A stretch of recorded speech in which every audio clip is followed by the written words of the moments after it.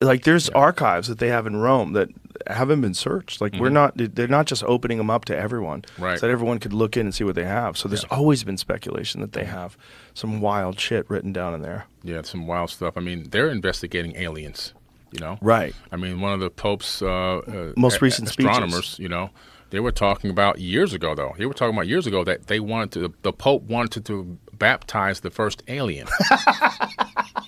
Now, that's incredible. That's an incredible statement. That'd be like turning Michio Kaku into a Scientologist. Right? It's like, that would be hilarious. I know. That would be hilarious. And then they built this telescope called Lucifer to look for alien life. That's not a good name. Yeah. You would think anybody who would know better. Right. The light bearers, that, you know, what Lucifer means, supposedly. But, yeah, they built a telescope named Lucifer. Right, but the swastika used to be a sign of peace. Right, You can't true. really use it anymore. No, you can't use it anymore. I know. You know, it's somebody, you know. it's like things can be stolen forever. No one's rocking that Hitler No, mustache. That's not- a wrap. It's over. The Hitler mustache is over. No one's getting called Adolf. That's over. That's over. You Yeah, can't, it's a name's- wrap. So I guess they didn't want to, you know, cut that name loose, but they utilized that name for the naming of that. And it's actually in America. I believe it's in Arizona. Really? Yeah. No kidding. Wow, Lucifer telescope. How Yeah. kooky. I know. All of the telescopes are fascinating, but what's really the most interesting to me is the James Webb and the information that's coming out about the birth of the cosmos and about how they're looking at these galaxies that seem too big, that they form too quickly, and that they're starting to re-examine the timeline of the Big Bang, and that they're reconsidering whether or not they were correct with this 13 point, what is it, 9 or 7? 13.5 to 13.8 billion year. Yeah, number. and they think these galaxies should not exist in this. I was just watching a documentary on it yesterday, or a couple days ago, where they were getting into why this doesn't make sense and the size of these galaxies, and they were too formed. Right. And it was, I believe it was 500 million years after the Big Bang. Right. So they're like, this doesn't make sense. Yeah, according to us now. According to us. With our minds. Right. Yeah. You know, we're still trying to figure out what dark matter is. Right. Well, I'm just the Terrence Howard, the concept of stars creating planets and the planets eventually getting to a Goldilocks zone, then eventually getting out, and that this is how life propagates through the universe. Like, it makes so much sense. Yeah. And with our limited understanding of the cosmos and our adherence to very specific ideas of how it all was created, and the resistance to things like even the James Webb Telescope's discoveries, you realize that, like, science, like everything else, it's when it's practiced by humans, humans fuck everything up. Yeah. They use their ego, they use arrogance, they don't want to be corrected, they want their initial ideas to be correct. Yeah. And then there's, you know, a lot of great scientists that are just looking at it and going, this is amazing. Like, let's keep doing this, and let's get an even better telescope out there that maybe could see even further, and maybe we'll have to re-examine what we think about the birth of the universe. Exactly. I mean, it just keeps getting better. Technology keeps getting better. I remember Hubble, when it came back with the 2 trillion sky book. 2 trillion galaxies is what it estimated exists within our known universe.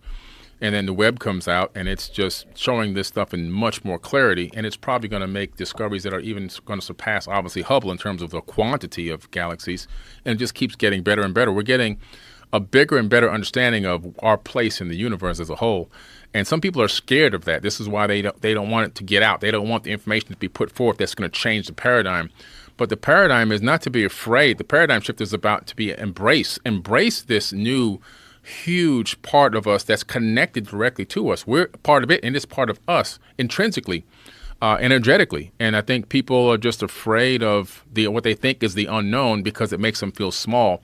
When I hear all this stuff going on out there, it makes me feel bigger because I know that I am part of it. Yeah. We are part of it. Yeah. But we like to think as individuals. That, Right. you know, oh my God, I'm not important. The universe is infinite. Exactly. The universe is not just infinite. It's so infinite that the infinite nature of the universe might be a part of an atom. Right. In another infinite universe. That's the fractal Which is holographic like- universe. Yeah.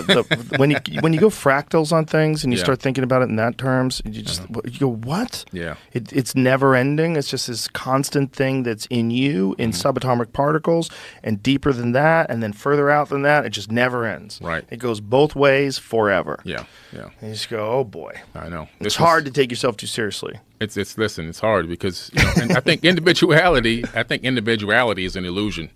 We appear to be separate and individuals, but energetically we're really all the same entity, the same consciousness, experiencing itself differently, subjectively through different bodies. Yes, different life experiences, different genetics, different places in the world. Correct. Yeah, but we're all the same thing. Yeah. And, that's the hardest thing for people to get in their head. Anyone that you run into is you living another life. Right. We're all the concept of me.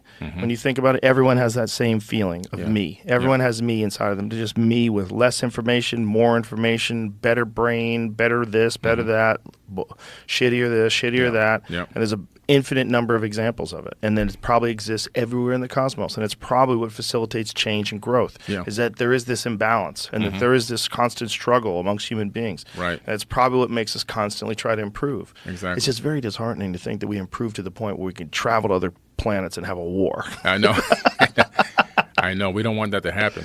We don't want that to happen, but just if it really did happen here, it just makes you think, like, is that just what we do forever? And is this just when we have this utopian perspective of being able to eliminate war on Earth someday, which no one thinks is going to happen, and not with this current version of human beings. Right.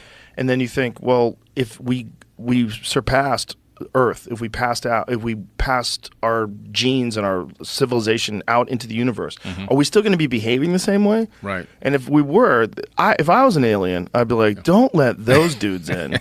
If we get to a point where we're us now, but 500 years from now, where with the same genes, same wacky ass crazy genes, but now we have time travel. Now we have interplanetary travels like that, and then we show up with nuclear bombs. It's like, give us all your titanium. Right. Like, fuck.